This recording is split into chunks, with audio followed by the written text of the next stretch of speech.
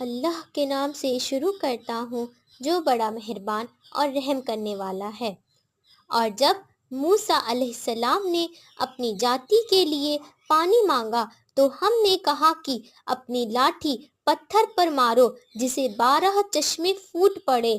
ہر گروہ نے اپنا چشمہ پہچان لیا اور ہم نے کہہ دیا کہ اللہ تعالیٰ کا عطا کیا ہوا اناج کھاؤ پیو اور دھرتی پر فساد پھیلاتے نہ پھرو۔ اور جب تم نے کہا کہ ہے موسیٰ علیہ السلام ہم سے ایک ہی طرح کا کھانا کھانے پر صبر نہیں ہو سکے گا، اس لیے اپنے رب سے دعا کیجئے کہ وہ ہمیں دھرتی پر پیدا ساگ، ککڑی، گیہوں، مسور اور پیاز دے۔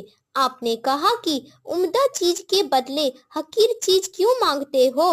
اچھا، شہر میں جاؤ اور وہاں پر تمہیں تمہاری پسند کی یہ سبھی چیزیں ملیں گی۔ ان پر ذلت اور غریبی ڈال دی گئی اور وہ اللہ کا عذاب لے کر لوٹے، یہ اس لیے کہ وہ اللہ کی آیتوں کو نہیں مانتے تھے اور نبیوں کا ناحق قتل کرتے تھے۔ وہ ان کی زیادتیوں کا نتیجہ ہے۔ بے شک جو مسلمان ہو، یہودی ہو، نصارہ، عیسائی ہو یا صابی ہو، جو کوئی بھی اللہ تعالیٰ اور قیامت کے دن پر ایمان لائے گا اور اچھے کام کرے گا، اس کا بدلہ اس کے رب کے پاس ہے اور ان کو نہ کوئی ڈر ہے اور نہ کوئی غم ہوگا۔